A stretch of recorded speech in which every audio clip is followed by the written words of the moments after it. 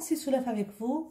Aujourd'hui, on va réaliser un délicieux dessert, une terrine de panna cotta et gelée aux fruits rouges. Un très bon dessert, très facile à réaliser. Pour cette recette, je vais utiliser de l'agar-agar, mais vous pouvez complètement remplacer par de la gélatine.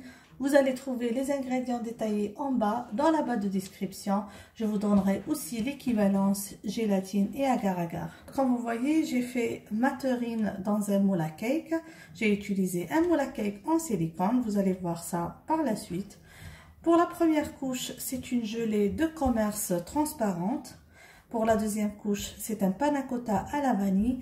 Et la troisième couche est une gelée au goût des fruits rouges. Pour les ingrédients de cette terrine panna cotta et gelée aux fruits rouges, on aura besoin, comme je vous ai dit, pour la première couche de gelée. Ici, c'est une gelée transparente, comme vous voyez. C'est une gelée halal. Moi, je la trouve ici dans les magasins pakistanais. Il suffit d'ajouter le produit à l'eau bouillante et le mettre pour gélifier. Donc, c'est très facile à réaliser.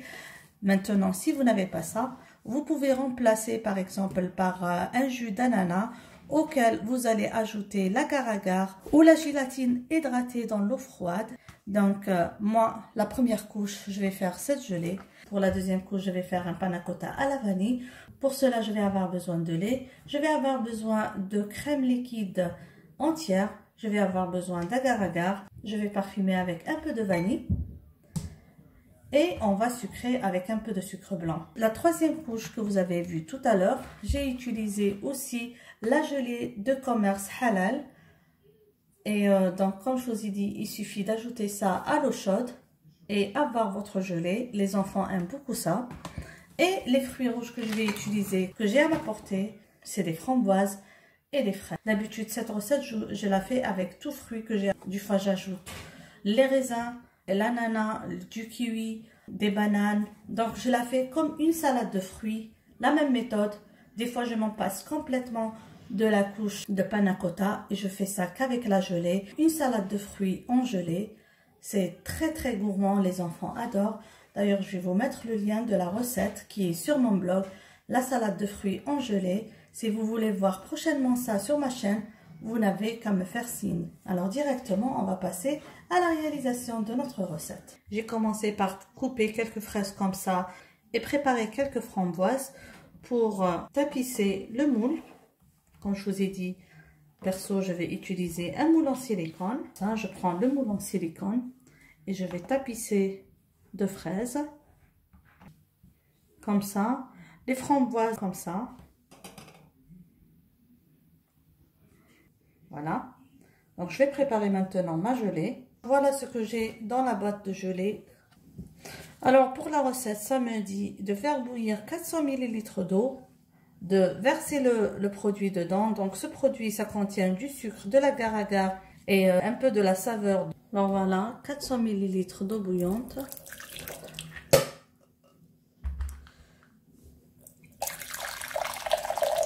Je fais toujours comme ça pour éviter que le bol ne s'éclate. Voilà, 400 ml.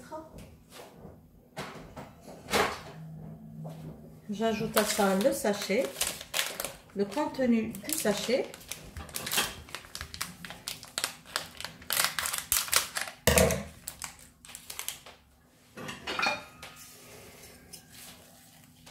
Donc j'ajoute le contenu du sachet. Je vais bien remuer jusqu'à ce que le tout se dissout.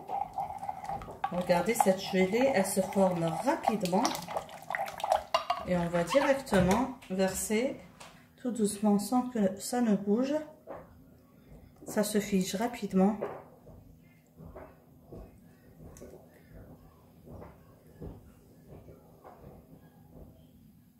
Voilà.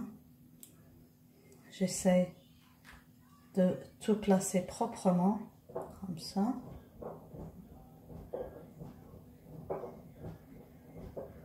Voilà.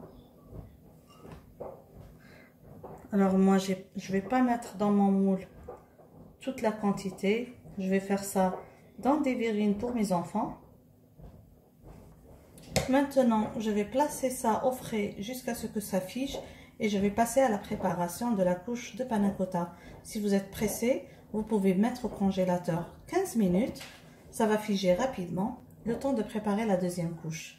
Maintenant, on va passer à la réalisation de la couche de panna cotta. Je vais utiliser le Thermomix. Vous pouvez faire ça dans la casserole. Il suffit d'ajouter tous les ingrédients, de mixer sur feu moyen jusqu'à ce que la crème arrive à frémissement et vous retirez du feu pour placer dans votre terrine. Tout d'abord, je vais commencer par mettre le lait. Pour ma part, je vais faire 80 g de lait ou 80 ml.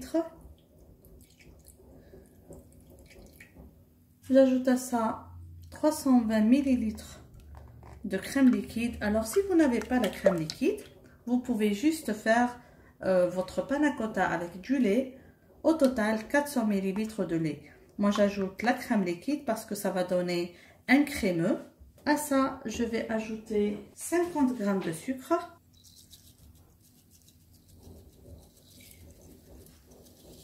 Je vais parfumer avec de la vanille.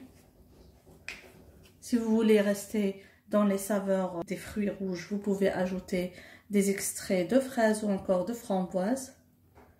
Moi, j'utilise une pâte.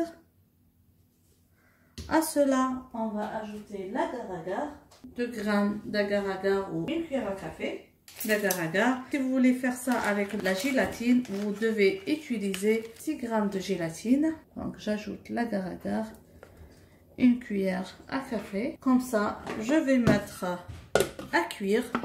Avec le Thermomix, je vais faire cuire 10 minutes.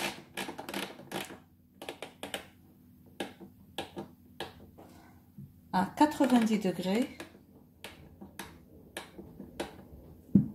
Vitesse 1. Alors, si vous faites ça à la main, comme je vous ai dit, vous placez tous vos ingrédients dans une casserole sur feu moyen jusqu'à frémissement. On ne va pas laisser jusqu'à ce que ça bouille. Donc, frémissement, c'est-à-dire première ébullition. Et directement, on retire du feu. Sinon, la crème, elle va se granuler. Comme vous voyez, cette couche, elle a bien pris. Elle est bien gélifiée. Je vais maintenant ajouter la couche de panna cotta tout doucement par-dessus. Et maintenant, vous avez le choix d'insérer des fruits dedans. Maintenant, ou encore laisser vers la fin. Quand ça commence à figer, parce que si vous allez essayer d'ajouter maintenant les fruits, ça va flotter sur le dessus. Je vais ajouter un peu de framboise comme ça. Et aussi, je vais couper les fraises en petits morceaux et les ajouter aussi dans la couche du panna cotta. Donc, vous avez vu, j'ai laissé que ça fige un petit peu. Là, j'introduis les morceaux de fraises. Comme je vous ai dit, même si ça reste comme ça, c'est pas un problème parce que tout à l'heure, ça va faire coller la seconde couche de gelée que je vais mettre par-dessus. Je vais laisser figer un petit peu et je remets au frais. Maintenant, on va passer à la préparation de la dernière couche. Alors moi, j'ai, comme je vous ai dit, la gelée là, elle manque jamais de la maison. Ici, j'ai saveur fraise et ici, j'ai saveur framboise. Donc moi, je vais utiliser la saveur framboise. Quand je l'ai fait avec la première couche, c'est toujours 400 ml d'eau chaude. Je m'assure pour que ça n'éclate pas. Auquel je vais ajouter la poudre. Donc, comme ça, 400 ml d'eau chaude. La couche de panna cotta, comme vous voyez, a bien figé. Mon produit. Si vous voulez, comme je vous ai dit, que je vous réalise cette même version avec la gélatine ou encore l'agar-agar, vous me faites signe et je vais partager avec vous ça. Je vais verser ça tout doucement. Je vais utiliser comme ça pour que ça ne fait pas des trous dans la couche de panna cotta. Vous pouvez ajouter les fruits à cette couche, comme vous pouvez laisser comme ça. Moi, je vais laisser refroidir un petit peu avant d'ajouter les fruits. Le reste, comme je vous ai dit, j'ai préparé des verrines pour les enfants qui vont déguster tout à l'heure, comme ça. Alors on va laisser un peu figer et on ajoute les fruits. Nous voilà mes amis arrivés à la fin de notre réalisation. La terrine, panna cotta et gelée de fruits rouges que j'ai réalisé pour vous. J'espère que vous allez aimer ce dessert, que vous allez le réaliser et le réussir. N'oubliez pas de vous abonner à la chaîne, d'activer la cloche pour être notifié de toute nouvelle publication. Et si vous avez réalisé une de mes recettes, n'oubliez pas de m'envoyer les photos sur mon email amourdecuisine@gmail.com. Sur ce, je vous dis merci et à la prochaine réalisation. Bisous!